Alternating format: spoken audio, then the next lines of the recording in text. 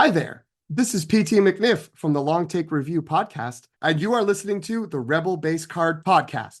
Great pull, kid. Come on. You don't want to have a whole adventure just to get crushed at the end. Come on, let's go. You've seen the show, and like us, you have questions. Ooh, that was a good one, but try this one on for size. No question should be left off your list. Whoa. I got a crazy theory, but hear me out. But you better have some spares. Oh, that was one of mine. All right, let's do this instead. With me, as always, is my friend and Card Squadron winger. This is Greg Cass, a.k.a. Ion Cannon. We've recorded at home and across the U.S. Last summer, we were from the Boston Common. This week, we're in Chicago. This is day 3 of celebration. The show has had many names, but the purpose is the same. Let's share some time at the table. Ding ding, it's time for breakfast. Welcome to the Breakfast Pack, a Rebel Base Card micro podcast series. A returning Rebel Base Card podcast series that asks more questions than it answers. Today on Breakfast Pack number 97, Our Flag Means Breakfast. We're talking about the Skeleton Cruise finale, sort of, maybe, that debuted on Disney Plus on Tuesday, January 14th.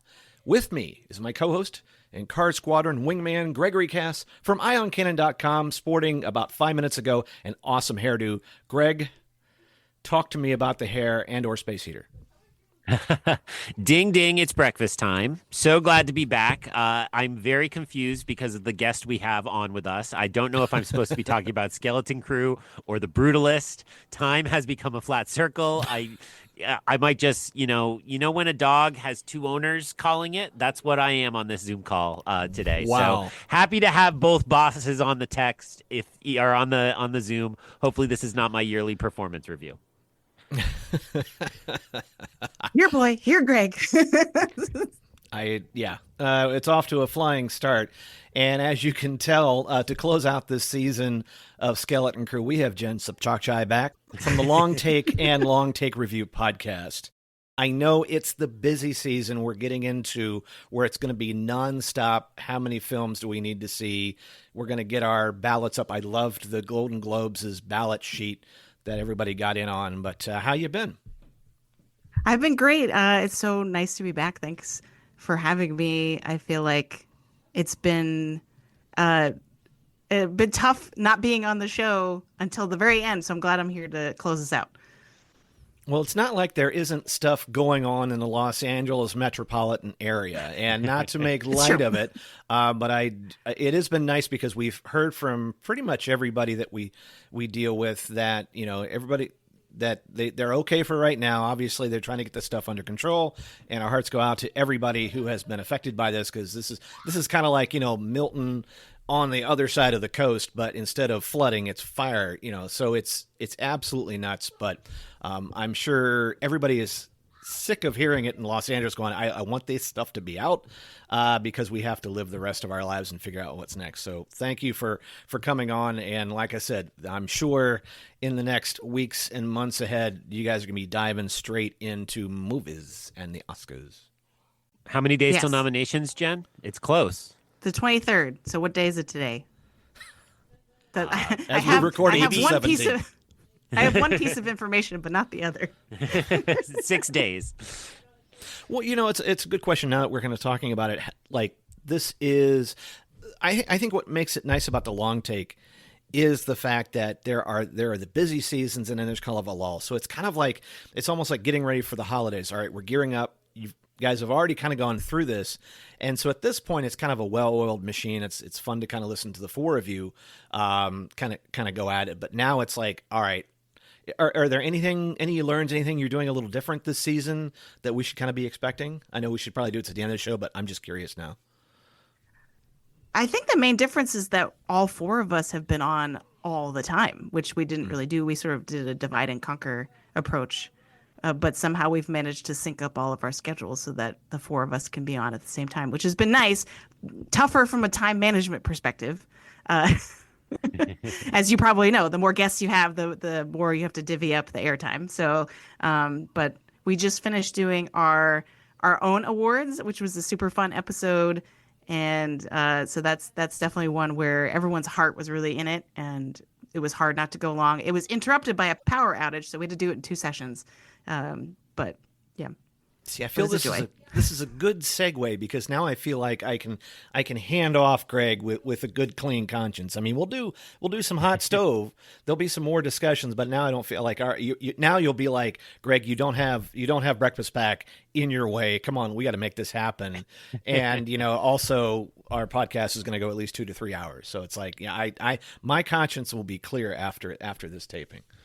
Well, I'll just throw in, because we're doing the plug early, that LTR episode, one co-host, I don't know who it is much on the outside of the conversation and has a little bit of a meltdown at the end. So you should enjoy the shenanigans we get up to.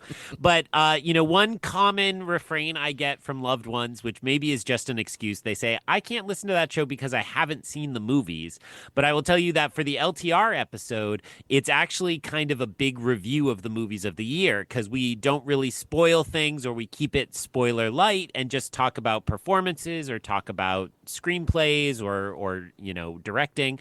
And so if people are I have a lot of coworkers that say, like, I can only see like one movie a month. Can you give me a list of some of the things you've seen? And this would be a great episode to do that. And when we describe something, if it sounds pretty good to you, then throw it in that Letterboxd watch list or wherever you keep track of such things. And a lot of the movies we mentioned are now hitting streaming, so they're more accessible than they've ever been.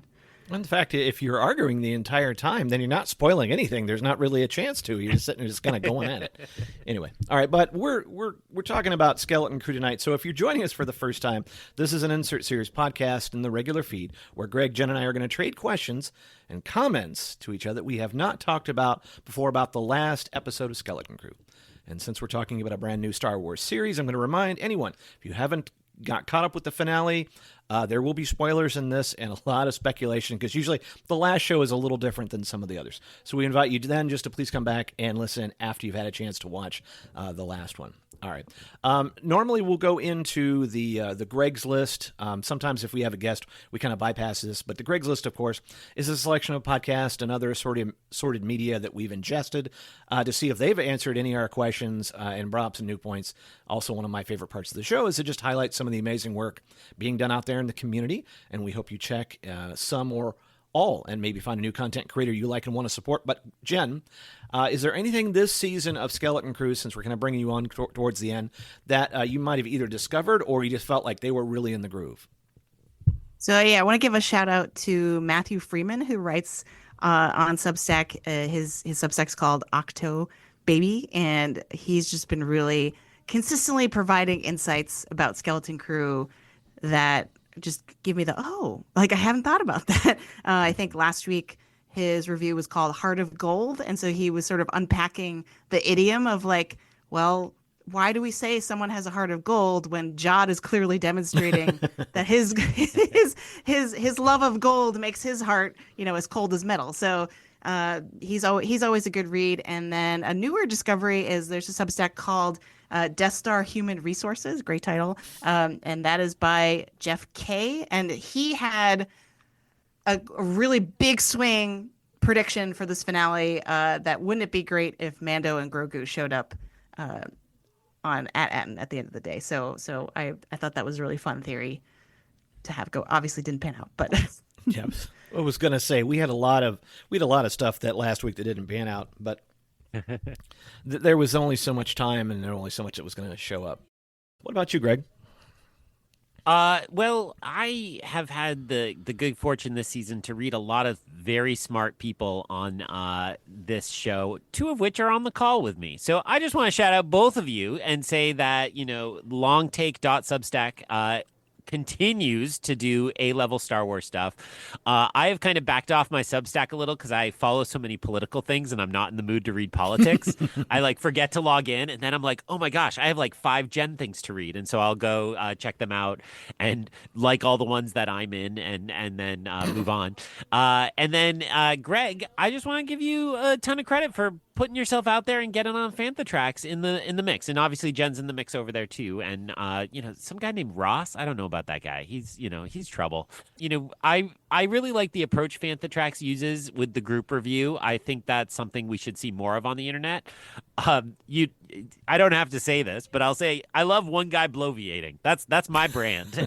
So I love that as a kind of presence on the internet. But to get that kind of group and you get to get those kind of snapshots of what a lot of different people think, I think that's really great, and we should be doing more of that in the Star Wars space. And I credit both of you for your hard work this season. Greg, how has writing been this much? You did a lot of writing. Well, what's funny is that so this last one, I started off like I've been kind of using a combination of like voice notes and anything because when I get a thought in my head, I'm like, I want to get this down. And so I've been liking the transcription features of like, just the simple Apple, voice memo app. So I like put that in my notes. And usually when I do my notes for the show, like what we're doing right now, I'll kind of get some pieces, parts that are almost kind of like the skeleton of it. Then I start writing around it. Wednesday morning after, I take my wife to work at 5 o'clock in the morning. I got back. I was in bed, lights out, and I was just tapping. I was just writing out this, and I'd realized I'd done about like 700 or 800 words, and I almost hadn't really even talked about the actual episode because I was kind of like going from the end out of like, how is this gonna blah blah blah blah blah. And I would say that I think I'll only say mission accomplished if I file this one by tomorrow. I need to file this because thankfully Mark has a pretty lenient, like, get it in by this, and then we'll go. But what I would say is that to be able to kind of get up to speed where I could crank it out a little faster and I could start to assemble thoughts. Because I think if you start at like a blank page, and Jen could probably tell me, like, it's harder to start at a blank page because you're going, all right. But if I kind of started with, well, I've got these points and this sounds like a good first line, and I like this, and then I can just write around it, and then you feel free to like either take pieces or not. Then I felt it kind of worked on my confidence, and now you're just like, all right. And now I realized what I'd done on this one, whereas like I wrote all this down, I'm like, okay, that's great. Now I got to start the article. I'm like, that's really nice. It's a lot of words, but I would say I think I'll take some of this and put it into my Substack. As I reminded someone subscribed to my Substack, going, I really need to write this more. But the thing is that you can only write this stuff if you're doing it often. And Mark did invite me back for Andor, and I'm like, okay, that's really great. That's going to be more weeks. But it's just getting in that routine of doing it and not feeling like you have to sit there and go, I don't have to write the Great American, article every time. I just have to get out your thoughts. That's what they're asking you to do. It doesn't, you'll pick it up as you go along. But Jen, you've done this a lot longer than I have, and Greg as well. How do you feel about when you're trying to do a weekly or when you're trying to write reviews for yourself? What kind of things do you kind of tricks of the trade, or just, how do you get yourself in, like, do you record yourself at some point? Do you try to write down notes so you don't forget like I do? Yeah, so I definitely do what you're describing, where if I think of something that probably ends up being in the middle of the review, it's not necessarily chronologically the thoughts that I'm having. I just have to get it down. I'm like, I'll fit it in somehow, or if it doesn't fit, then that's okay too. And I think really trying to maintain a focus, because there's so many things you could talk about with an episode, right? Really trying to maintain a focus on one through line or one theme. So if you have a series of different observations, they're kind of cohesive in some way. That's, to me, the thing that's the hardest to do, because it inevitably involves cutting out something that you wrote down or that you came up with. And so I think killing your darlings, I believe, is the phrase that writers use, right? That's really tough, especially when you're like, oh, but this is a really good observation, but it doesn't fit anywhere. But I use notes on my phone because, sort of like you're saying, you never know when you're going to have time to write and for how long. And so being able to have it sync up. So if I do have a longer period of time to work on my computer, the notes app just kind of pops up and updates from what I was doing, like on the train or the bus or something like that. So yeah, and I've really enjoyed reading the Fanthatrax group reviews. And I think when I read your part of them, Greg, I can hear your voice coming through in the words, and not everyone can do that. Like that's like the fact that your personality, your voice is coming through in your writing, I think is great. Thank you. Yeah, it's been really fun, and just to kind of echo what Greg has said, what I like about this is we don't have to tell the story. We don't have to recap. That's not our job on this. And so it's freeing in one way where I don't have to walk the viewer, the listener, the reader through all of it. And there's also like there's one fellow, just basically a paragraph, and I'm like, that's great. That's all you got. You got your thoughts out. Boom, that's done. I know Dan Lowe has done a lot this season, and there are a bunch of other folks, and it's been kind of fun to read their writing and kind of going week to week. But I just like the fact that it all doesn't necessarily have to agree. But it's nice because it's sort of like, here's kind of like Rotten Tomatoes, but here they actually have to back up. It's not just a meter or like a like or something like that. It's like, this is what you thought. And it could change from week to week. It doesn't mean, it's all going to be glowing. There's going to be some things in there, but it's been fun, and I can't wait to do a little more. Can't wait to also finish my review and have that feeling of, haha, finished. I will cross the streams of you, my two podcast masters, and say my favorite thing to tell students.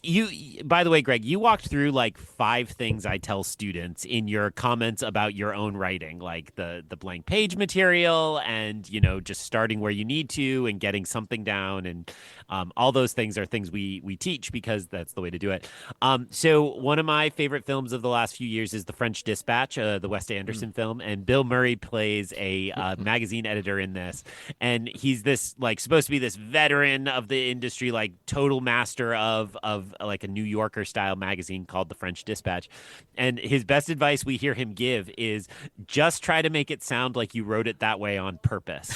And I love that as advice to a writer. And so when Jen was talking about your voice, like that's it, right? Like just sound like you're trying to make a deliberate choice. It's not that it just fell out that way, but this is how I want to see this, or this is how I want to share my perspective. So just try to make it sound like you wrote it that way on purpose. It's simple and easy. I'll have to send you like these excerpts, if I still have any, from like the voice memos where it's just a long stream of consciousness. And it's funny because I look at the transcription going, this is the ravings of a madman, where it's just like one long run-on sentence, and then I'm like, and then you have to kind of parse that later going, what were you thinking? But anyway, most times it's the seeds that things sprout from. But anyway. All right, but we brought folks here not to compliment my writing, but to ask questions about the Skeleton Crew finale, and Lord willing and Creek Don't Rise. We will get through this. We also even have a question from Anthony Kingovert, Force Coast Conversations, who I was on earlier with. And so I can't wait. I sent each of you that question. This is the only time I've been the rules of like, we haven't talked to each other about this question, but this one I wanted to make sure you guys had heard it. And I don't have the expensive software yet that allows you to all hear something I play. So one of these days I will plunk down the money and get that. I promise. All right. But I am curious. We're going to let Jen start off with, I'm curious about your first question and or comment about the finale. Greg, should we do we have like a mission statement, hot take, or should we go straight into questions?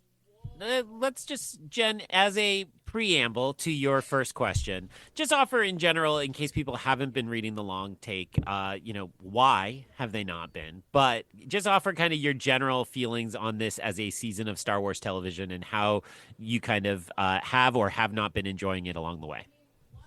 Sure. I've been enjoying it a lot. I think it is very clear-eyed in what it wants to be and what it wants to do.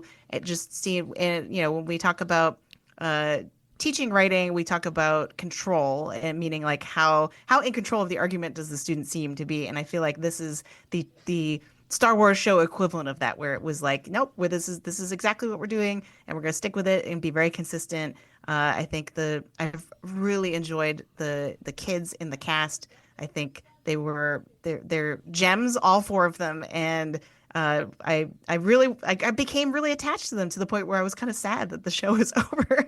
So yeah, I've been a big fan, loving all the and this is sort of what a lot of my reviews have talked about, loving all of the connections to the Goonies and the other Amblin films, and just kind of that ethos. So yeah. Can you pause one moment? Greg, can we get a Goonies check? You played that Blu-ray yet? I have not. I was waiting until it was done. All right, continue, because I Jen. did not want to be influenced by said Goonies. That's fair, but it's been great. I've really enjoyed it. I have very few notes, and it's been a nice season of television. You know what I mean? Like, I think it had a nice arc to it. And I think what I said in my last review last week was that, what we see is largely what we get with the show, and I think that's a great thing. Nice. All right. And first question. First question. Okay. So my first question is, how does Jod's backstory monologue change the way we view his character? You can take that from a moral perspective, from a how much did you like him perspective. But I felt like that was a really climactic moment in the episode where he sort of explains, we finally get the answer about how he's sort of a Jedi, but not really a Jedi, right? My first reaction was to contact my lawyer because that was the backstory exactly that I gave my first ever Star Wars RPG character when we played a campaign, was that he was recruited to be a Padawan and then was, witnessed the death of his master during Order 66. I mean, close enough that, I shouldn't say anything else. We have a case pending, but Class action lawsuit. I thought it was a good moment. And, I think if you were wondering why Jude Law did this series, it's because it's Star Wars and he was having fun. But I thought there was just a little meat there that felt like, okay, we needed a Jude Law to kind of deliver on this and kind of develop this. So I will say that moment made me really kind of question Jod across the whole episode. And I think whether it's just the charm or the good looks of Jude Law or something deeper, I've been slow to write him off completely. I mean, he really did put a lightsaber to some children's necks and say, I'm going to hack apart your parents. And I'm like, but, I don't know. He might be okay. And yet I did think that in light of that story, and then there's another moment in this episode, it's actually after KB crashes, and he says it didn't have to be this way. And he has such genuine emotion that he's not frustrated that they're hurting his schemes. He's really upset that he is responsible, in an indirect way for the death of the child at that moment, is as how it appears. And so I felt like the story really illuminated that he's bad, he's greedy, he's scheming. I really think he acts throughout this whole episode, and I confirmed this on my rewatch this afternoon with Henry, my son. I don't think he wanted to hurt anybody in this episode. And there are so many moments where he shoots directly over somebody's head and scares them, but he never once seems to actually hurt. It's all threats and it's all scare tactics. So to me, that feeds right back into that backstory, that great explanation for why he has some Force abilities, but is definitely not kind of Jedi values. And then I think it did illuminate for me that while he's a bad guy, he didn't actually want to be like an evil guy, is how I kind of reinterpreted the episode through that monologue. Great first question. Let's let Greg answer it. Wow, trying to follow that.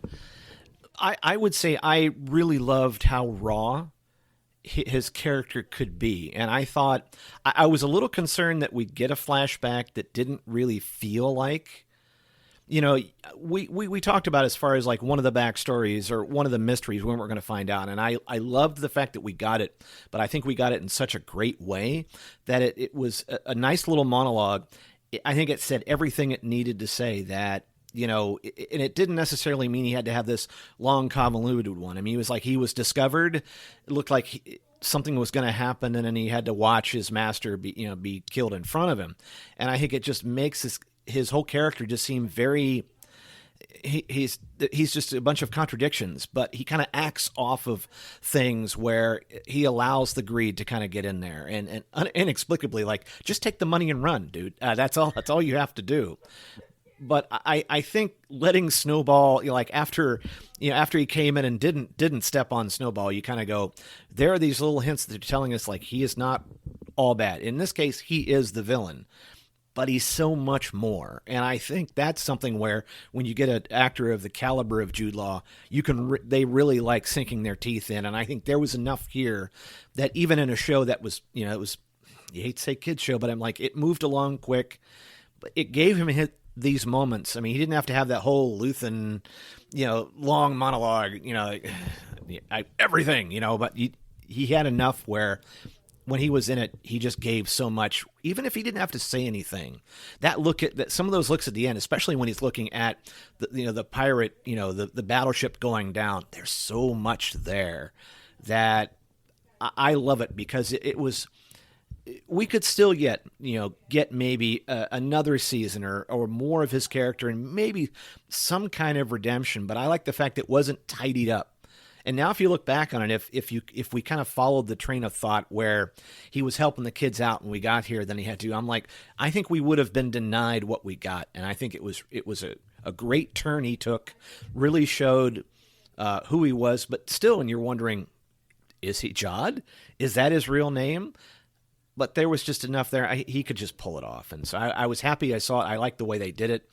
And I like that there's still some ambiguity there. And just so much you can sink your teeth into. Yeah, to follow up on what Greg was saying about the kind of emotion that he seemed to be feeling, where he genuinely kind of showed that he didn't want to hurt anybody. There were a couple moments where he kind of slammed his hands down, where he's like, oh my God, like why are they making me the bad guy, right?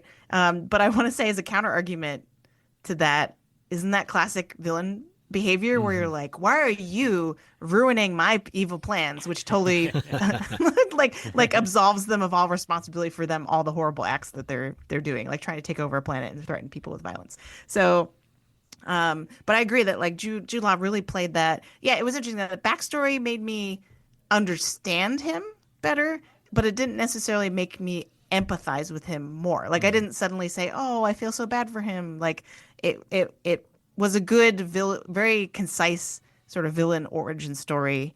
And I think thematically, what was really great about it was that it sets up this dichotomy. You can tell now why he seemed so resentful of the kids, because they got the life that he couldn't have. Right? He emphasizes that his childhood was defined by starving and being ragged and not being able to get by. And so he sees these kids come from their cushy planet, right, where they've never had to worry about anything, and that just makes him really upset. And so I kind of liked the duality between him and Wim, because it's complicated, because on the one hand you can sort of understand Jod becoming hardened because he's been through so much, because he saw so much violence at such a young age, whereas these kids have been pretty sheltered up until now. But at the same time, they've, through the series, have been through a lot, and they're still seeing the good in people, right? Like I think they're still choosing to believe in good guys, whereas Jod went the totally opposite direction, where he was like, well, this is how the galaxy is. There's no good in the world, so I just have to take what's mine, right? Jen, that description makes me think we could have done a lot more with young Han Solo in Solo, right? Because it does feel like this kind of path of Jod is not totally dissimilar from that backstory we got on Han, that he was kind of raised in, I was gonna say the streets, but I guess the like worm burrows of Corellia. And so that you could see him having a little bit more of that selfishness. And I don't think that quite came through in the script. It kind of was a little different in Solo, but it feels like Jude Law's character here got a little bit more of that kind of meat in some interesting ways. Not to speak ill of Solo, a movie that I speak ill of, even though it did give us the Denny's menu. Sorry, Greg. Wow, this took a weird turn all of a sudden. Yeah. Do you have things you need to get off your chest, Mr. Cass? So I think that's over to my question, not taking the bait to Solo Bash. And I will just say, I'm gonna count. I'm crossing off one from my list, and I'll just say in passing, I did question after that second viewing, like, did Jod really want to hurt anyone? And I think we got around that question enough that it's not worth raising separately. But I think it's really curious to think about how he potentially wanted all the gains, but wasn't willing to take that step. And not that I think Star Wars is trying to teach you that lesson, but isn't that why he didn't get what he wanted, right? Because he wouldn't be that cruel in the end. He wouldn't kill a small child. Right? I watched episode 3 yesterday too. So that, what are the lessons of Star Wars? Kill young children to get what you want. What I really want to ask is, I find, and this is a repeat from last week, but I'm really interested in the fact that Fern's mom seemed to not be surprised at all at anything they discovered on At-Aten. And I will say that ran counter to what I predicted, that I thought the parents knew some but not all, or that this was a set of systems that had been running that nobody realized there was no actual supervisor or something. And my interpretation of this is that she knew everything, and it seems like all the parents knew everything. So I'm first asking, to repeat the question, how much did the parents know about this society? And then if you agree with me that they seem to know it all, why do you think they kind of continued to serve? Why is this the life they chose? What do you think kind of kept them here and participating in a system that they knew was serving a droid? I think it's a really fascinating bit of lore, it seems.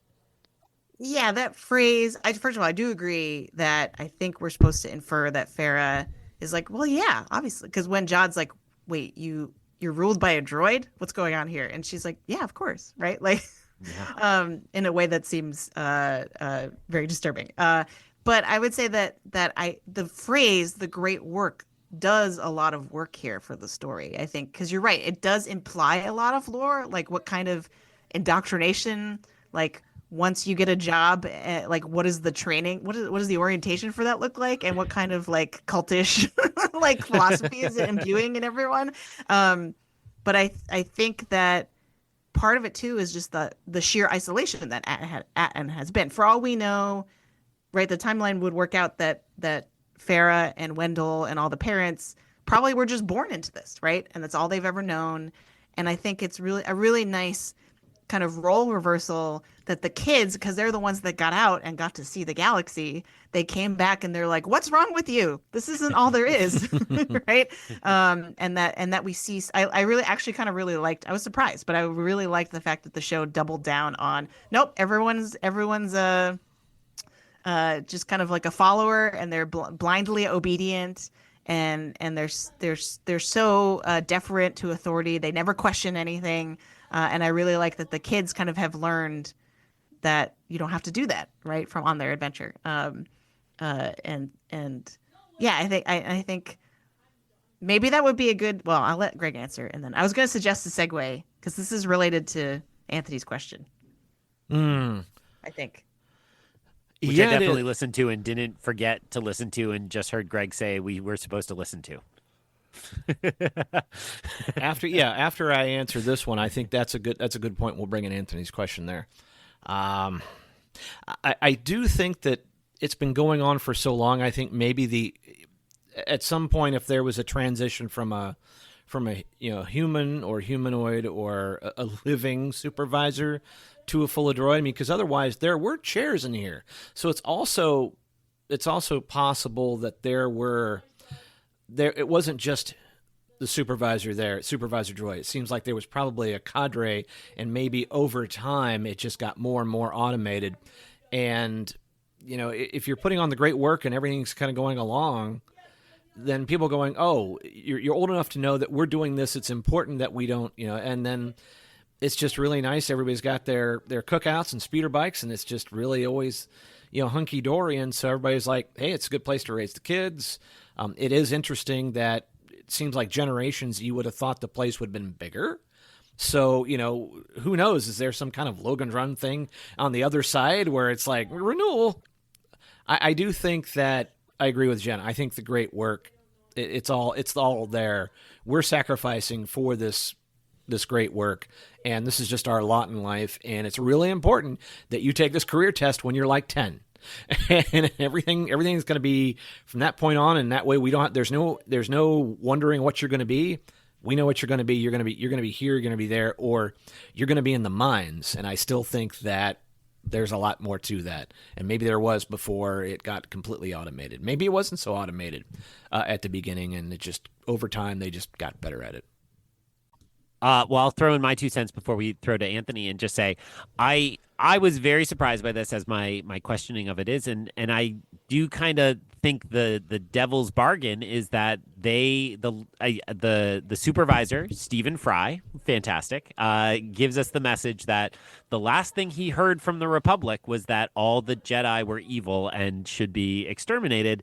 And so like the parents maybe know that much and just said, better to be behind the barrier, better to live a life of safety. And the trade-off is that we just do the great work and we get to live a kind of peaceful commune suburbia life. And, there's a great kind of modern storytelling message to that a lot of us do kind of reside in our our comfort of kind of this easy middle-class life and don't kind of question the systems that may be hurting those around us because we're getting paid and we have a bubble bath waiting for us at home. So maybe that's all we do. God, the bubble bath coming back slayed me. So One of my questions, which I wasn't actually planning to ask, was why is Neil always in the bath? Why wouldn't you always, if you had a bubble bath that big Yeah. at your disposal, why wouldn't you? Like, you've got all the brothers and sisters and all the pressures and things like that. It'd be like, yeah, I'd be totally down for the bubble bath. So I thought from a parent level where, when the kids get back from an adventure, they don't get the fun bubble bath. They get the you're filthy, your feet are like a disgusting color. You're just getting the straight dip. But Neil's parents are a little nicer. He's getting the bubbles. and there's a sky window in this bubble bath, in the bubble bath area of the house. Now I want to look at the floor plans and go, anyway.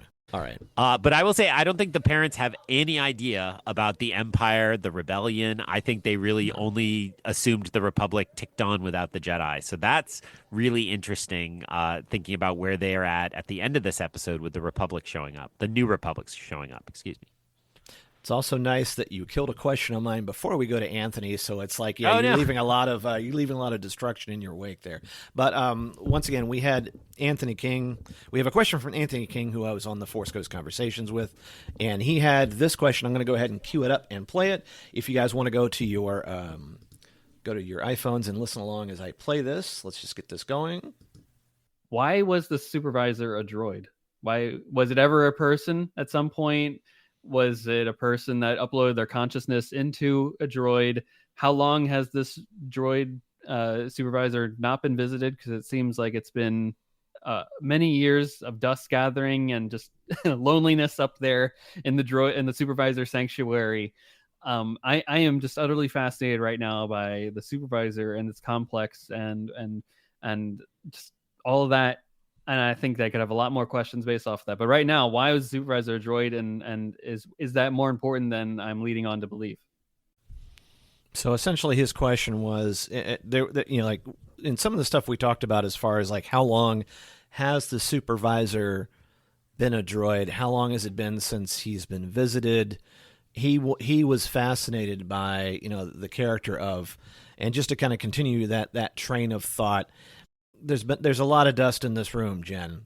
Well, I mean, the dust indicates that it doesn't matter that there are no humans actively working in that tower, right? It's just the system is automated and it's been going and going and going. In terms of why is the supervisor a droid, the thing that I immediately think of is surveillance. And we see Jod kind of very quickly identifying that as something he can leverage, right? Because he tells all of the droids to kind of monitor all the kids and their families and report back on all of their behavior, right? And so the fact that the supervisor is in a tower and is kind of this like circular, like all-seeing kind of Eye of Sauron sort of figure, I was immediately thinking about there's a French theorist named Foucault who has this theory of the panopticon, and he basically was using the prison towers where the guard is specifically engineered to be above everybody else so he can see everything and keep constant surveillance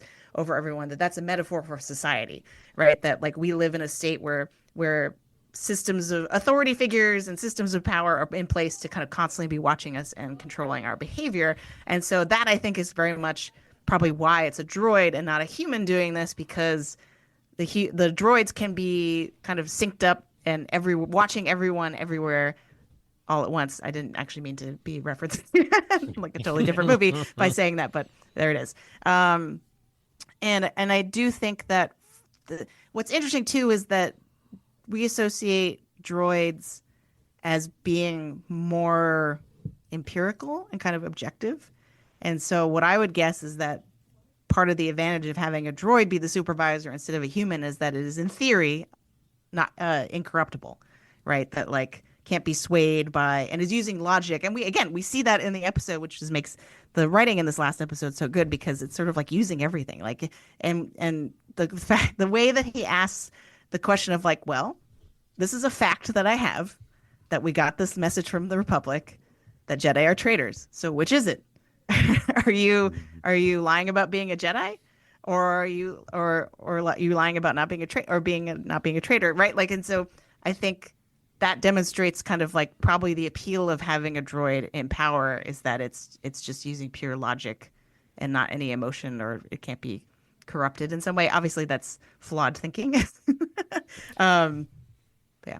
Yeah, but what's interesting about it is he waits until they get up there in order to kind of spring it. So he kind of knows there's something up, but he wants to hear it from Jod himself. And that's why I kind of like it. There's a little bit of personality, and maybe he had the supervisor hasn't had to deal with humans, and it's kind of like, all right, let's see what you got. And so, but also doesn't, other than saying that the last thing we got from the Republic was that the Jedis were traitors, but didn't go any further on that. Really, it's interesting that maybe it's developed a personality, or like, it's one of those things where with the the Chat GPT, where you talk to it enough and it starts to really kind of get a little nutty. And that's what I kind of hope some of this is talking about, where it just kind of develops a little bit of a tick over the generations. I will add, I think Jen's right to mention Foucault and the Panopticon. And one of the central tenets of that is that eventually you don't have to put a guard in the central tower, right? Because we all will behave assuming that. And when I teach that, I haven't taught it in a long time, but when I taught that to students, I always talked about, why don't you steal a candy bar? Like, why don't you just like walk into CVS and grab a candy bar and walk out? And there's, of course, the few students who be like, because it's the wrong thing to do. And it's like, yeah, BS. Like, you're stealing from a corporation. They'll be fine. It's not going to hurt anybody. And the answer usually comes down to like, well, we just assume somebody is watching us, right? We assume there's a camera that will catch us and we'll get caught. That's that ingrained part of the Panopticon. And so I do think that the kind of absent authority means that just is this eternal kind of power of control. And the idea of a community laid out in this kind of perfect way also fits into the ideas of the Panopticon, that this is all just a means of surveillance. And we see that, in a kind of classic suburban stereotype, like the neighbors watch the neighbors. And so you don't need a housing authority to complain about somebody's lawn length or mailbox color, because the neighbors all social pressure them into mowing their lawn or changing the mailbox color or fixing their broken glass door, as I remember, Greg, right? That was yours. But all of that to me just means that the answer has to be control. Like, we know that there are 8 of these planets, and it seems like if I'm the head of the Republic Mint, I set up 8 little perfect sanctuary worlds behind a barrier. I put a droid intelligence in charge of everything, and then I control everything that happens on that planet, and I get endless money. Now, when we start to think about what happens next, and I know Anthony said he wasn't asking about that there, that's some of my questions, right? Like, are those other planets out there like this? Do they have this much money on them? Did the planet we visited at Akron have this much money underground, and all those people warring just never found it? It's got kind of big implications, but I don't know that Star Wars is interested necessarily in chasing down those stories. So, but I kind of loved, again, that it was just a droid and that it was seemingly benevolent, right? It usually this story is that it's an evil computer controlling everybody, but in this case, everybody's like, nope, we're cool. Jen implied earlier that it might be indoctrination that got us there, but it could just also be like, no, we get safety and we'll do what you say, and I'll be the greatest level 7 analyst you ever knew. And by the way, I just want to say the Rebel Base Card podcast does not promote you walking into CVS and walking out with I'm just going to put that on record just to make sure that we're clear on this. The thoughts of all the hosts. We are anti-shoplifting. Do not necessarily reflect the Rebel Base Card podcast in retail theft. All right, let's see if I can fight the power. Fight the Take all you can. Greg. We're not, you'll have plenty of time on the Long Take Review podcast to go. Anyway, let's see if I can cue up Anthony here and see what he had to say here. Well, I think the supervisor is a droid just because of I think the longevity of it. I think it was a stability that perhaps was decided at some point for at Aten or the other planets of the Mint system that was created a long time ago in a galaxy far, far away. When, as we have seen in the real world, when you have leaders and politicians and elections, the transfer of power can be difficult between regimes. The Republic is not, not privy to that type of experience, as we saw with the transfer to the Empire. And I think that the droid is not going to act like it's very binary.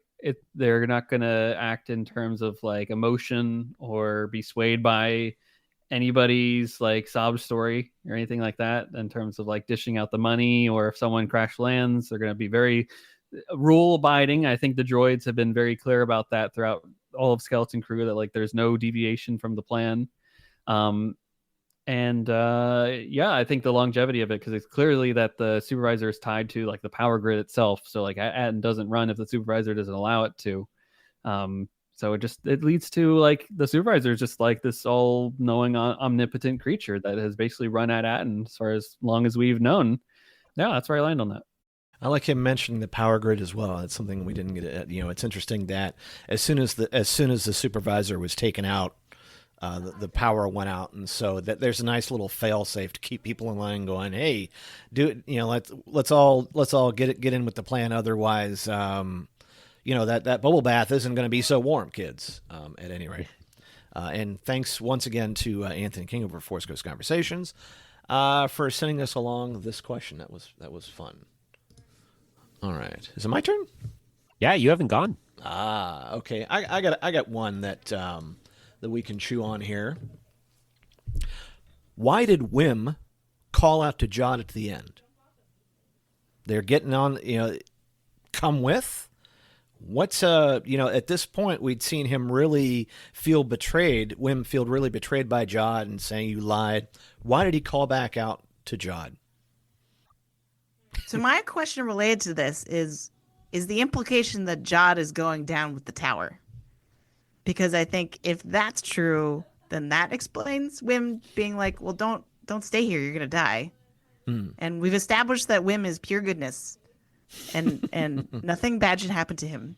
For now. I think, and, Wim, as I kind of alluded to earlier, Wim is kind of the opposite of Jod, because after everything, he still would help him, Jod, and we've kind of established that Jod is so self-serving and self-interested that wouldn't be true. Like he would just leave them probably. So I think that's part of it, and I think this finale really solidified for me that all along it's been about Jod and Wim, and sort of the opposite sides of the morality coin that they kind of represent.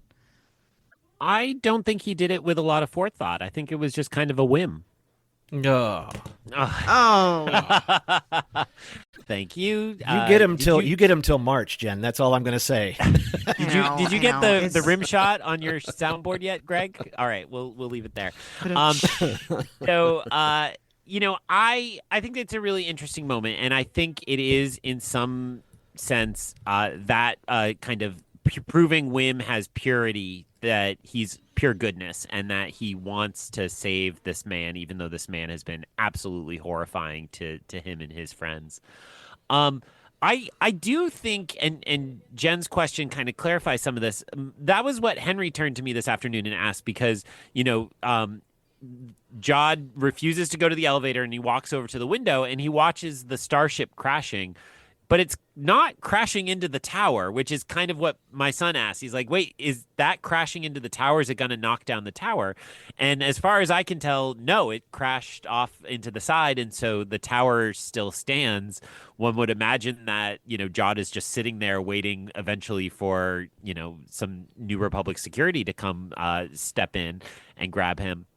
So I think it comes down to, despite it all, Wim just wants to believe that there's, a path forward for Jod. And even if Jod has betrayed them and been cruel, Wim doesn't believe in being cruel to other people and wants, him to still survive and be a part of that. It could also just be on a pure level, like, it doesn't make sense to sit in a tower with a dead droid. Like, why not come along and face your consequences more directly? But just because I referred to it, I just want to shout out, there were a couple drop dead gorgeous moments in this episode, which is not often true of Star Wars shows. I love you, Kenobi. You were very rarely gorgeous. And one of them is, Jod walking over to that window as the starship is crashing, and you just kind of feel the weight of everything kind of crashing down on him and all his schemes kind of coming to naught. And it's kind of beautiful, and in a Star Wars sense, it was reminiscent of Queen Amidala looking out the window on Naboo, right? As the invasion happens and she sees her world kind of falling apart and the burdens of that. And it's like all the dreams failing. And so I liked that. The other one I want to shout out, and maybe this is just me telling the world again that Jude Law is handsome. When the barrier drops and there's that shot of suddenly he goes from darkness to pure light, and it's like, whoa, like, it's a great costume and he's standing there boldly. It's just a couple times this show looked really good, and that's not always true. So I wanted to shout those out. Good shout outs. Yeah, and also I kept hearing, Luke say, I still feel the good in him. And I do agree, Jen, that, Wim is pure good. And I think it was just that raw emotion going, come on, let's go. As if, and we'd seen that from the kids where it's like, especially with Neil, it's like, why can't you just say you're sorry? And, the kids do kind of see that it's a little more black and white to them. And where it's like, as much as you've done, it's like, well, come on, just say you're sorry and we'll be all right. Because I'd rather, it's a little easier for me and a lot less I have to talk with my therapist about later. But I really love that because it did sort of, it just was unexpected. And this is what I've kind of liked about this series is there's been some things where it's like, I haven't been told everything about it. There's still a little left for me to kind of figure out, as we might get to some other things dare I say, a little disappointed I didn't get the answer to, but I should know better than to have, like, it's not all going to be explained to me, but I really liked that moment, and it was a surprise. You just reminded me of Attack of the Clones, the Star Wars movie I reference the least because it means the least to me. Wow. But Yoda says, truly wonderful the mind of a child is, and the kind of uncracking of the Camino mystery is that they look at things simply through the eyes of a child, and that opens it up. So that's a very Star Wars message that you just related to this episode. So if you're scoring at home, we have slammed both Solo and Attack of the Clones. I have a where's your reign of terror going to end doesn't tonight? Listen to this episode, but yes, go on. Does your reign of terror know no end? I think I know who that is. Okay. It's over to you, Jen. Cover up my sins. You better save this. So I want to take us in a little bit different direction and sort of zoom out and think about kind of the show in the context of larger, not even just Star Wars, but kind of larger film and television canon. So oftentimes we hear the word nostalgia as a pejorative, right? Like people are kind of allergic to, oh, we don't want fan service. We don't want nostalgia. Nostalgia, when people usually use that word, they're implying that something cheap and kind of like pandering is happening, right? But I feel like this show has been very almost flaunting it's tapping into nostalgia, right? Whether that's through the Goonies references or just through, I've heard so many podcasters say that they their favorite thing about the series is the childlike wonder that we associate with Star Wars kind of being really coming through in the show, right? And down to Wim playing with his action figures just like we would have, right? By the way, love that they we still do. brought that back and that he used that as his cover story. It's perfect. But so my question is like, it clearly is working here. So why is that? Why is it that nostalgia here is a plus, whereas so often we're hearing folks criticize it in other stories? I don't know, Jen. Over to you, Greg. Whoa. No. I'll actually give it an attempt because I think this is a really good point. It's a hard question, but it's a really good point because I would absolutely put myself in the camp that I hate when Star Wars is blind nostalgia, but I did not feel that particular dislike at any time during the run of this show, which means something really powerful, even if I can't define exactly what it was. So, there's a form of nostalgia that is just based on the fact that we are going to show you the exact same thing you've seen before.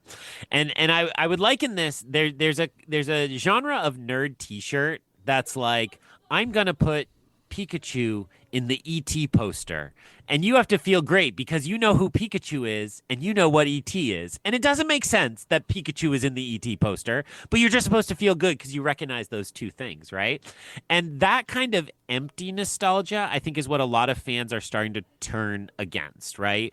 When you have a character repeat a line or do an action, and oops, the Star Wars character bumped into the chess table and it's the same chess game again. Like, isn't that fun? That starts to feel very hollow, right? That's your candy bar where you're getting the calories, but you're not getting the nutrition. The version of nostalgia I think that this show has managed to find is never that. And, I think a lot of the Star Wars cliches, like the I have a bad feeling about this. In this episode, as an example, we get a full throttle reference, but it's not somebody saying, I'm going in and I'm going in full throttle like Luke does in A New Hope. It's instead somebody saying, like, we have to go full throttle. And somewhere in the back of your mind, you're like, yeah, full throttle. I know that thing. But it's not the end of it. It's in service of a new story and new characters. So I think the power of this show has been to be really original in the flavor of Star Wars, not just play the hits. So it's not just a band playing their song from the 80s that you really like, but it's them playing new, interesting songs that sound like that song, that give you that feeling you felt. And you mentioned a couple great moments. Absolutely, the action figures, so hilarious. I would use that as a cover story still to this day. But the similar moment is from the first episode when the two kids encounter each other on the street and they have the kind of standoff, Wim and Neil, of like drawing a lightsaber and all that. It's like, yeah, that's empty nostalgia because it speaks to what we felt, but we haven't seen that in Star Wars. We haven't experienced a Star Wars character who's grown up idolizing those heroes, and so it managed to find a new spot, and I think it's kind of miraculous it worked as well as it did, because I think my fear was that it would ring really hollow, and I never felt that in the run of this show, and I think that's a real credit to, I assume, John Watts and the other kind of main creative forces behind its conception. I do think a lot of discussion going forward, and I know I was kind of asking this question to myself, is what made this show a success? And we were told, like, it's going to be an Amblin type show, and it's going to go back, and you saw a lot of these 80s homages, even with some of the music as well. But my thing was like, okay, but if you were going to kind of make a successive story, what could you use from this season?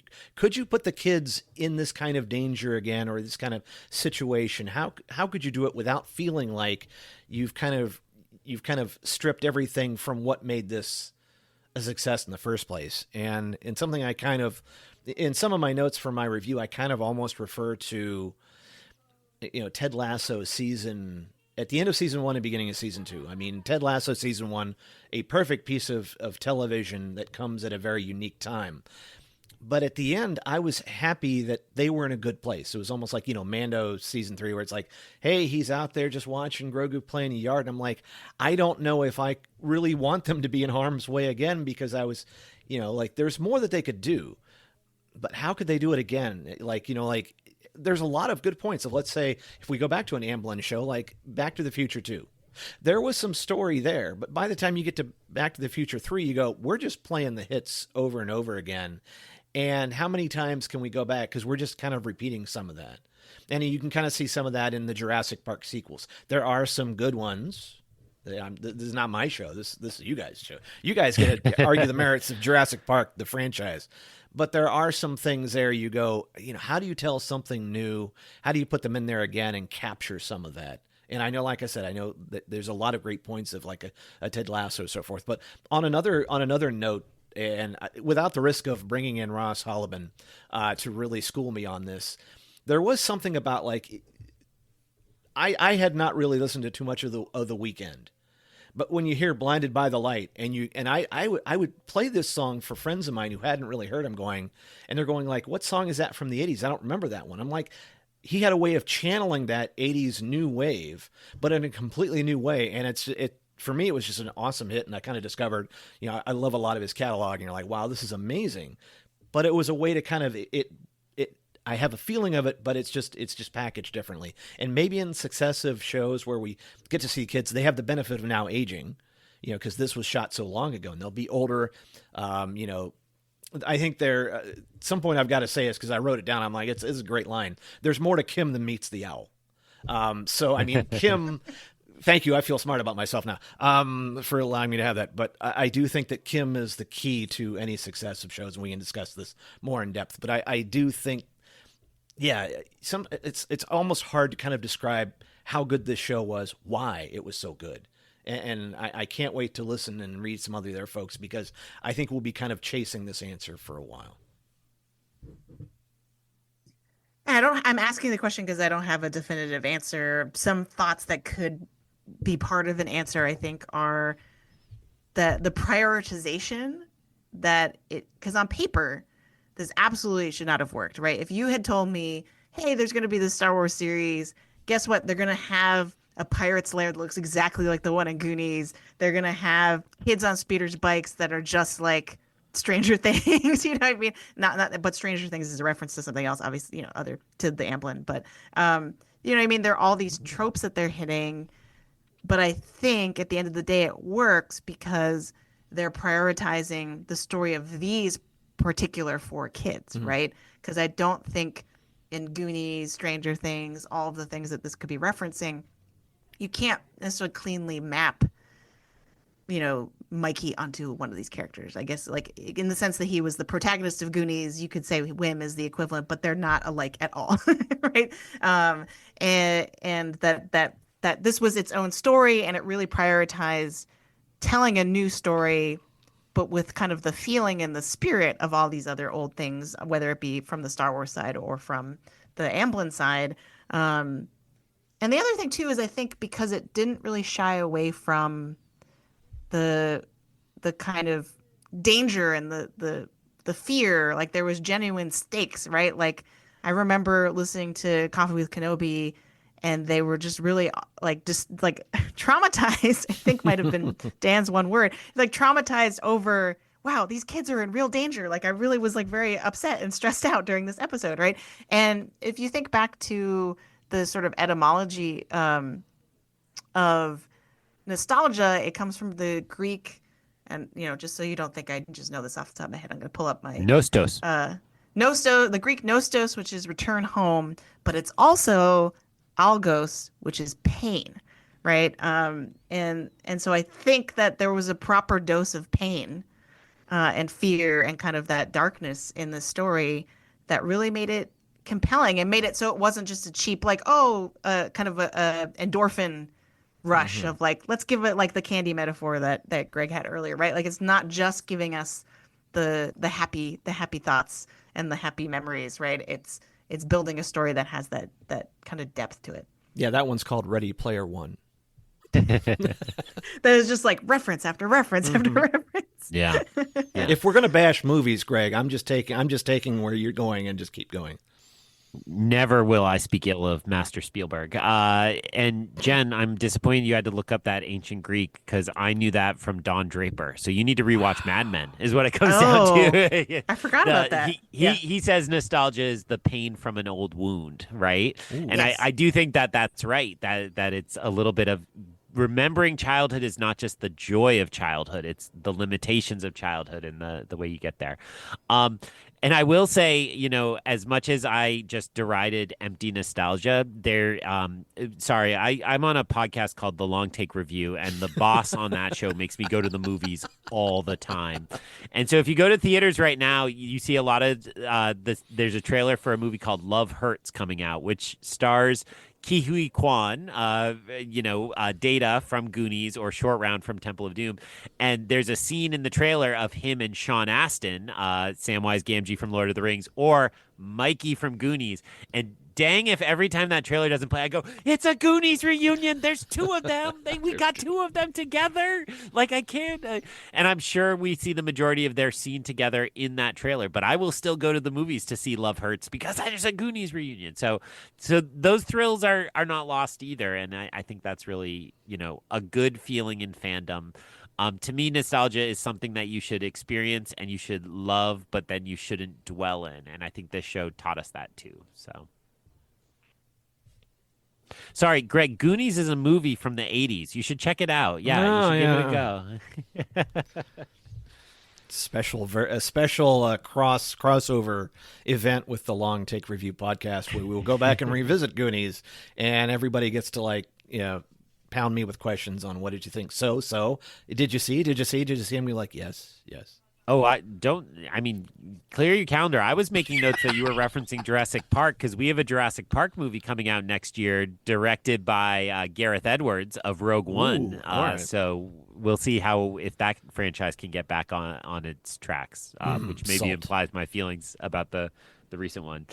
All right, I'm here to ask the hard questions. So I know Jen and I both enjoy a podcast called The Rewatchables, which is over on the Ringer Network, and they go through old movies and they explain why it's so good to the kind of movie you just keep watching on cable every time it's on, right? Like you've seen it a million times, but you flick on that channel and you're like, all right, Shawshank Redemption, let's do this one more time.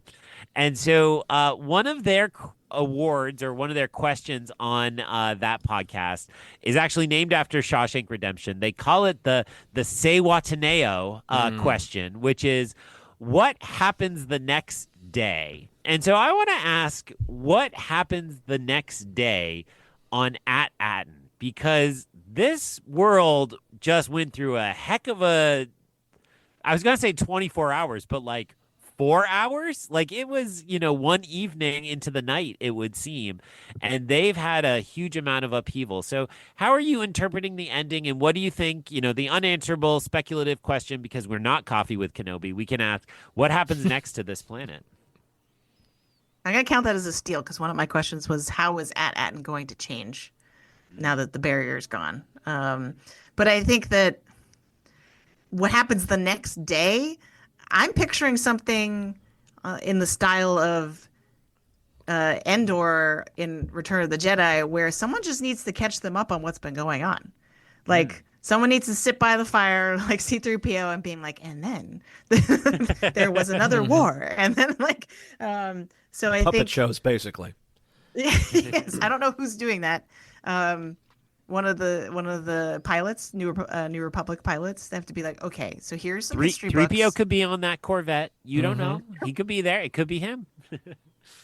So I think just trying to understand what the rest of the galaxy is like, and thankfully they have 4 tiny ambassadors to the rest of the galaxy, the people who have actually been there, right? The kids. So that's what I think has to happen next in terms of what happens in the system of At-Atten, and does the great work continue? I'm assuming yes, but then they're just funding the New Republic. I don't know. New Republic seems strapped for cash, according to other Mando related guess shows. what? I guarantee you the Starbucks on Adatin is going to charge way more for a latte day 2 when you realize everybody's flush with cash. This is going to be like Banana Republic type money. Does this money go into is the New Republic going to have to defend Adatin from all takers because everybody and their mother I think as long as those pirates at least are not, because right now no one has any idea unless some of the pirates make it off. And it would be interesting, like do they actually, does Jod make it off? Does he slip away? But yeah, because there's just going to be so much of a reckoning. But like, does the First Order get some of this money, or the remnants that become the First Order? It's interesting because this pile of money it's not an insequential amount, and it could do good and ill. And I think that's this is fodder for a great book, by the way, because this is the perfect thing for someone to start attacking, because you could really see some long-term impacts, and you could tie some of this together. Even though the show didn't have to carry that water, the books and other material could, or even to sprout what a potential next story could be, because you could have it start a season 2 or perhaps right after this, because and figure out a way to make it to not make it repeat, but to pull that, because I think, to go back to Jen, it's like it is about these 4 kids, and I think there's more for them to say.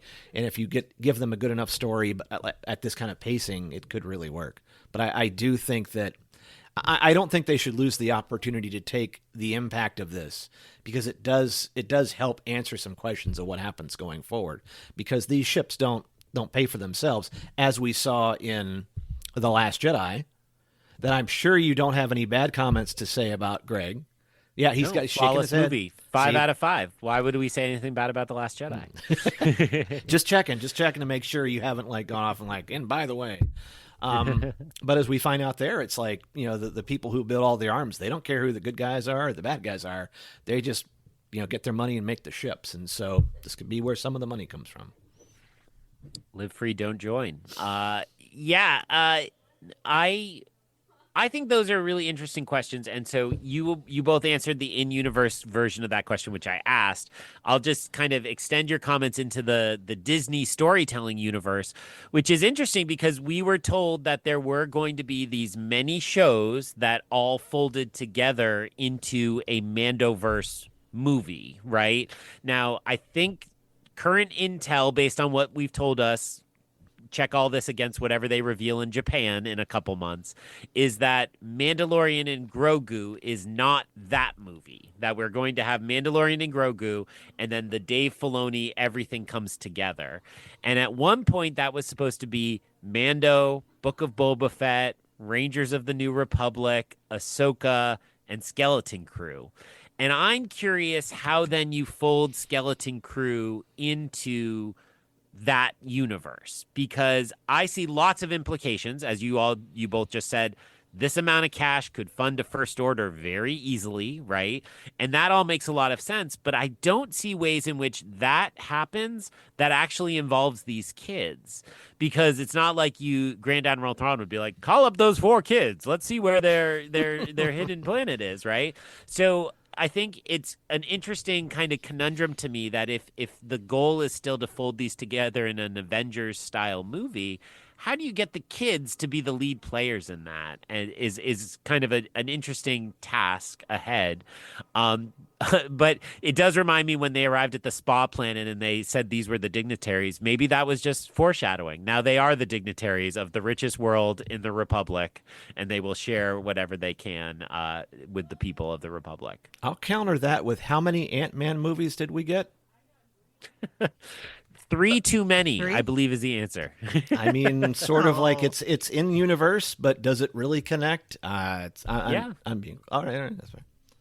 No, I think that's a valid comparison. That connecting doesn't necessarily mean these characters have to be at the center of it. They could appear. You could have some characters visit at Aden, and it would just be a shame if we didn't see these kids again, whether that's season 2 or some part of the movie, I think. Well, if there's one consistent thing that all of the Mandoverse era shows have taught us, It is that the New Republic is extremely incompetent. And so I do think there is room for a story where someone nefarious tries to kind of infiltrate at Atten, and the kids are like, wait a minute, and no one else is noticing, because that seems to be that they're, I think Wim in this episode actually says to his dad, we're the only ones who know what's going on. We have to help, right? So I think that could easily carry over into a new story where they're trying to protect their home. I'm imagining whatever happens next, this security situation on this planet is probably not going to improve that much. Would be my guess. I don't think you can put up the barrier again either. I think it's kaput. So right, and they probably they're understaffed with pilots. They can't, how many people are going to be posted there to protect the Mint from the rest of the galaxy, right? I think so. There's a lot of room for continued trouble. I think, I think it's in Ahsoka where Hera discovers that under their noses the planet's being used, like Morgan Elsbeth is using the shipyards to manufacture all of her stuff, right? So like the New Republic doesn't have a great track record. So there's plenty of room for something bad to happen, for sure. And I think so. And I think one of the defining features of these four kids is that they love their home and they're going to defend their home no matter what. And so I think that's probably the logical way you get them involved in something, is that they're investigating something going on Atten that takes them somewhere else. I'll take all those answers. Those sound good, and they give me hope that we can fold them into the mix, and maybe fix up that Onyx cinder and get it back out there. Also, clearly, Wim wants to be a New Republic pilot. Like that's the way he's looking up at the sky is just like, oh yeah. I thought that he's was very nice Luke coded in that way. Yeah. Well, I tell you, and I was just gonna say, in terms of larger canon, this would also be the moment when the New Republic is decreasing its forces. So not only to your point that they can't protect a planet like this with 4 X-Wings, but they might not have the capital ships, because after the Battle of Jakku, Mon Mothma makes the decision to abandon those starships and to dismantle them to try to prevent any future war. A noble goal, dear Mon, but ultimately ineffective. Well, I tell you what won't be in a series 2 is Captain Renard. And, for all the great speculation that I was having fun with, do y'all agree he probably did die on the ship? He's the one with the sword through his chest. Were they telling me that all the time and I just didn't want to believe it? Is that the lie I was telling myself? Yes. All right. That's fair. Not all questions take a long time to answer. I still think it's weird that they never showed his face. Yeah, So. there's no reason to have kept it mysterious in that hologram. You mean? Yeah. I kind of do like that you get the end of the story just from the first hint we have of that character is we know the ending of it, and that it ended in betrayal. Relatedly, I will say I was very surprised that wasn't the end of SM-33, because that decapitation felt like, we have seen droids decapitated before, but that felt like it was purposefully brutal to say this is the end of that droid. So the fact that he can just carry around his head or have KB carry it for him was very surprising to me. I liked that though. That was kind of funny. I was just relieved the rat was okay. Snowball. The rat that uses the sound effects from Raiders of the Lost Ark, I hope you both saw. So I didn't know that. That's the actual monkey from Raiders of the Lost Ark. They lifted the sound effect, and that's what is the rat. So Even better. cue my Indiana Jones I was going to sound. say Jen has that button. I don't have that button on this show. I'm going to have to start a Patreon to get enough dough to get Greg's button, because there is enough of a call for it. There's a justification. We've got a reasoning for it, and it's very awesome when Jen punches that up for him. I'm just going to say I feel like I'm letting it down in a certain way. Any more questions before we get to the Pringles cans reviews? My last one is just, which kid was your MVP of this season? I'm sorry, my last one was Kid Heat Check, who had the best season. So there it is. So we're demanding that we get together and we rank these children in terms of their utility to the story. Since Jen got the question in first, I will answer it first. So It's tough. I liked all the kids way more than I normally like kids. Like, I think of some of the recent films that have used child actors that I really liked, and these kids all outclassed, every other film I can think of, every show I can think of. So, credit to all 4 kids. Um, I'm going Fern. I just loved her steeliness and her sense of adventure, and the moment where KB crashes and you see the heartbreak. I thought that kid can act, at a really high level, and I am excited to see what her career holds if it's more Star Wars fantastic. But I like Fern as the leader. I will say, if I have a complaint about the finale, my beloved Carrie Condon still didn't get very much. I don't think we needed an Academy Award nominated actress to play the mom who at the very end pulls a handle. But, I think she could have delivered a little more if she were given a little bit more. But I did like Fern's interactions with her and that kind of dynamic. So I pick Fern for my favorite of the 4 kids, going against the internet's current.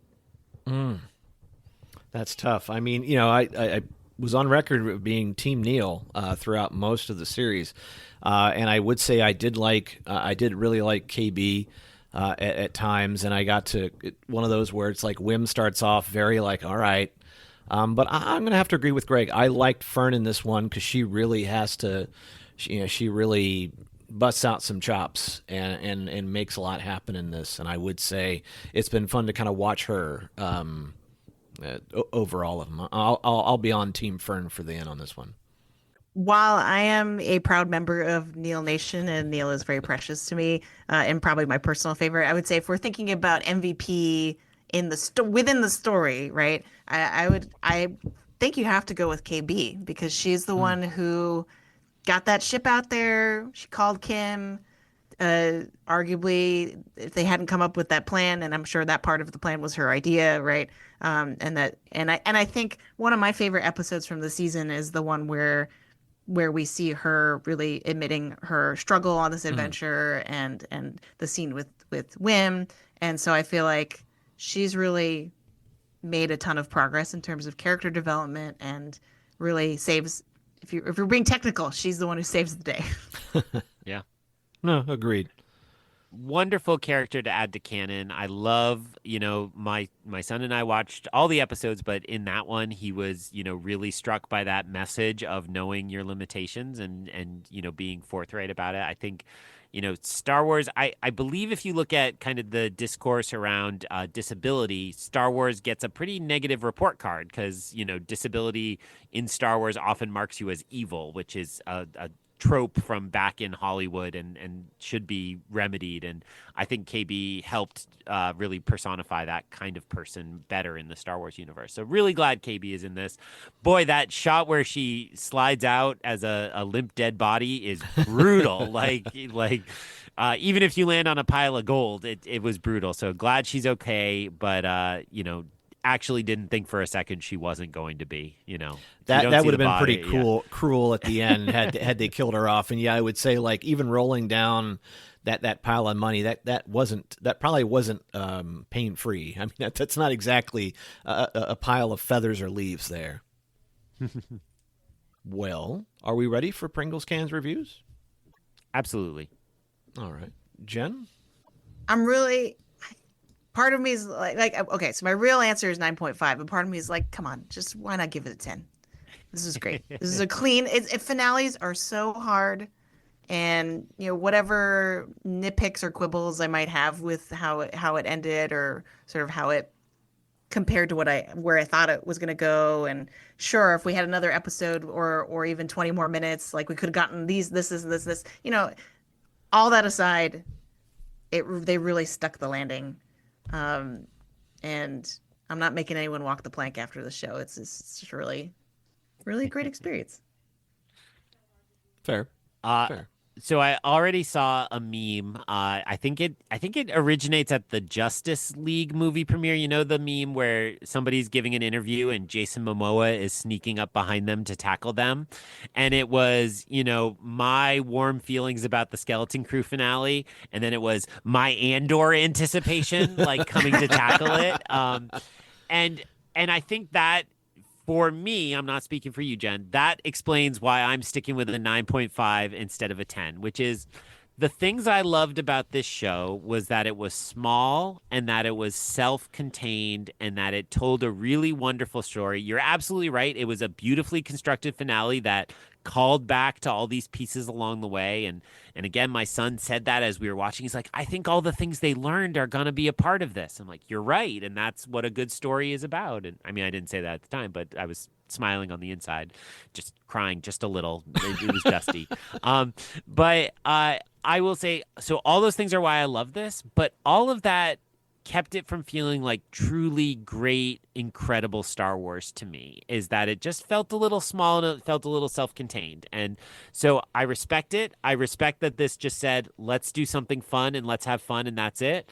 But there's always that part of me, Mr. Ion Cannon, that wants that extra big push. And I remember Andor season 1, and there's nothing that's touched that since or before it. It's just that superlative level of higher Star Wars. So no disrespect to anybody who would put this level of fun and wonder and, excitement ahead of that kind of Star Wars.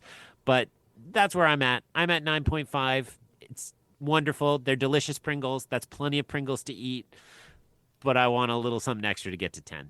Greg, what are you at? I'm okay with giving it a 9, and I like what you're saying there because there are when you see Jude Law. I mean, Jude Law gives it. I mean, with just a little bit of a monologue, and you learn a little more about him. I was so concerned that this wasn't going to stick the landing because it's very hard to kind of finish up and satisfy what it needs to do. But I thought it gave us what we needed for this one without worrying about all the extra stuff. I mean, sometimes mysteries don't get solved, lost. But it's a way to satisfy the ending, but be true to what it was as far as a TV show that was, a little over a half hour. And it didn't have to, it allowed for a very messy next day, but it didn't have to talk about it. It gave you a little bit of the wonder and the happy and the feels we all know. And, even I think my mom, who finished it and loved the show, was sort of like the only thing she was like going, what happens to Jude Law now? It's one of those things like, will we ever see any more of this? I think that was probably her only quibble. And I think that's a fair one because it did sort of it didn't necessarily sit there and draw out what happens. We didn't get a council of Elrond that would have satisfied all us nerds, but the story ended. It was a great story. I even like the credits, which I didn't catch the first time. And you kind of go through where they kind of become part of this story, but we're still wondering what are all these other stories? And I'm sure somebody on Reddit's already figured all this stuff out. I don't really care. I'll read it couple months from now and okay, great. But it didn't have to, I didn't have to worry about it for this one. It was great for, friends and family, folks who didn't have to know anything about this to enjoy a great story. But I do think that I kind of lean a little bit with Greg going, there was something that, if I'm going to give it a 10, it really is going to have to knock it out. You're going to have to really just blow me away. I don't think that the finale did that, but I don't think it had to. I'm not going to task it for trying to it's supposed to, I'm not going to be one of the beards and bots. But it was a good episode of television, and it was a good ending for this series. The harder task is going to be the follow-up. It's going to be great. You green-lighted a season 2. Good luck with that.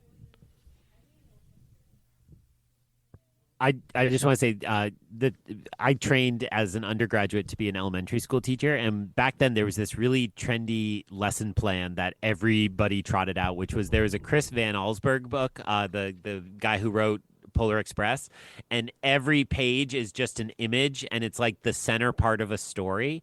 And that's all I could think about for the end credits. I'm like, make this a kid's book and hand one of those images to each of your stable of great Star Wars writers and do a short story that builds up to that moment. And I would buy the heck out of that. I think it'd be really fun.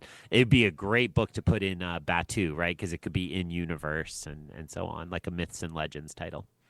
Well, I think we've tackled this pretty good. I do think there's definitely going to be some hot stove breakfast packs in between all the Oscar coverage in the next couple of months, or sooner, that allow us to might chew on this a little more, allow me to maybe finish Goonies so I can have some other things to say as smiles come across the panel, like, yes, finally. The skies will open up in the winter and it'll be like, okay, Greg's seen Goonies. Other than that, Ross will come to my door with gifts. Anyway, but in the meantime, we're gonna let you guys get ready for a lot of long take, a lot of long take. Jen, let's talk about this. Break us down. Where can people find you, and what should they be looking for in the episodes ahead? Yes, you can find me on Instagram, Threads, and Blue Sky at Sopchockchai, Sopchockchai, and you can find you can find my written reviews of Skeleton Crew. So my finale review is very close to being done. Hopefully, I can publish it tomorrow. I was originally gonna say maybe by the time this episode drops, but Greg's pretty fast, so I don't want to set an unrealistic bar for myself. And you can find the Long Take Review podcast on there as well, so you get a 2-for-1. But for we are going to be really busy. It's the height of Oscar season. We're probably going to have a Oscar nominations reaction. So what do we think about the nominations that made it in? And then we have a slew. Then we got to cover all the movies that we haven't covered that have been nominated. So I think The Brutalist is probably our next review that's coming up. We've got A Complete Unknown, the Bob Dylan biopic with Timothée Chalamet. So yeah, lots to come. And then Greg reminded me we have to squeeze in the next Captain America movie in the middle of all that. Oh, jeez. So. Well, and I like how I know without even asking our co-host. That'll be just Jen and I, because they've given up on Marvel. They logged out after a couple of the post Endgame movies, so it'll be just the two of us. But it'll be great. It's gonna be. We're fun. the last fans standing. Hey, when is I should know this, but when is Brave New World coming out? 14th of February. So 14th of February. make your Valentine's dates now. Don't let that be your last Valentine's date either. Don't take your significant other somewhere other than Brave New World. However, if they're game, go for it. Yeah. Well, and back to Jen's plug of Long Take, I'm sure you're going to be gearing up for Daredevil. There was an incredible preview of that. So, I think last year was a weak year for Marvel just in the amount of content, but now we're kind of back to full swing, and it'll be interesting to see if they have their groove back. And I look forward to covering it on Long Take Review.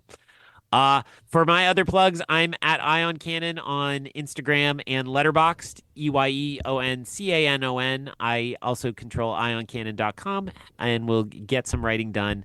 I'm in Andor mode as of right now, and what I love about this is this episode aired the night, this finale of Skeleton Crew aired the night before my semester started, and Andor begins the week my semester ends. So it's like I have like a whole world of work between now and Andor, but I did see online and have it not checked it myself. But I think if you watch one Andor a week between now and you'll be done by the premiere. So you'll be good to go and have reviewed everything. So do that. I mean, come on. Why shouldn't you be watching Andor? And I always enjoy all our fans. I just want to say at the end of another season, shout out to the likes of a Daz Davies and a Kyle Scully and a Sam Tashima, who just came in runner-up in a Star Wars CCG national tournament, which blew my mind. I feel like I know a rock star because of that. Congrats to you, Sam. And a particular shout out to Mr. and Mrs. Daft Prawn. And we won't air their personal business on air, but, they're going through some struggles, and I just want to say we love you two very, very much, and you're a very wonderful, special part of fandom. My life is better for knowing those two people, and so I hope they get through everything just fine. Love you, Frank and Amy.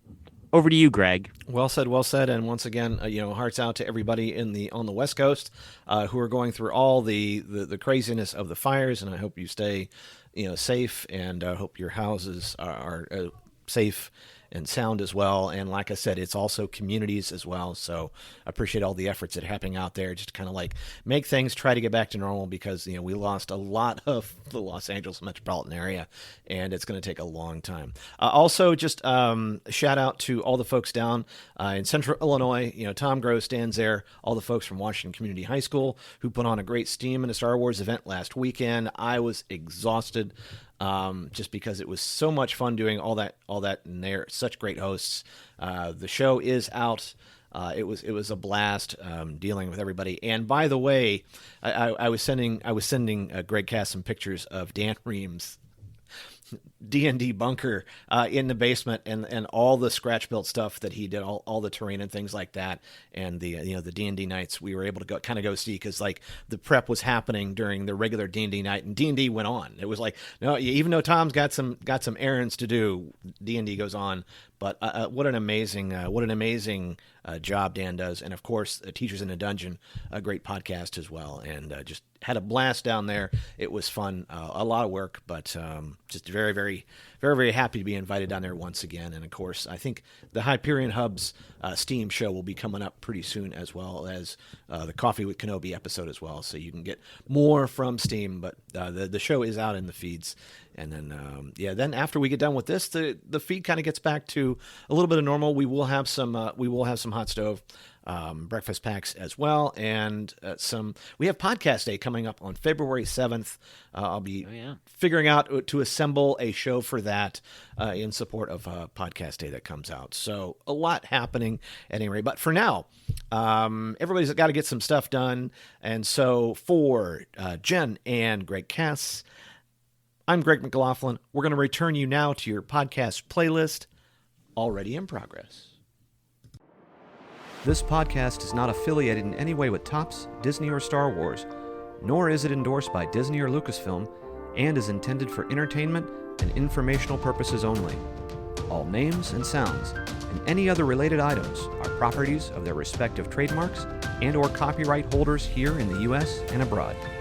The official Star Wars website can be found at www.starwars.com. That's it. This might be the Harrison Ford that we've all been waiting for. It's like, you don't care. You just give me the money, back up the truck. If you want me to be a psychologist or psychiatrist, fine. If you want me to be Red Hulk, fine. This could be the the Harrison Ford Unchained that we. He does seem to like have fun doing it, because he went to Comic-Con and then roared in front of the crowd. Yeah. Like, it wasn't like, he doesn't have to do that. He could decline to do that. True. Yeah. So. And I'm sure with his stature, he could have declined to do the motion capture. He could have just done the voice. Just been like, use my, yeah. Yeah. Because I look forward to him being on the night shows going, is what they told me to do. Yeah. I bet it's like he's old enough now that he just gets a kick out of it. You know what I mean? Yeah. Like he's like, that sounds fun. Maybe they gave him a popcorn bucket. I sent the link. I sent that picture. Was it who put it in? You put it in the thread about the Captain America popcorn bucket. And I saw that. Trying to figure out where the popcorn go. I'm like, where's the popcorn go in? Where's your hand go in? I'm confused. It looked like to me that it collapses, so you can hold the shield or put the shield on your wall, and then in the shield it's like a camping cup that you holds that comes out. I think,